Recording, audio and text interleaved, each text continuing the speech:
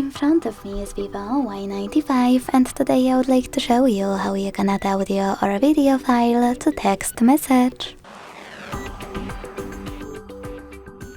Begin by launching messages and selecting or creating a chat.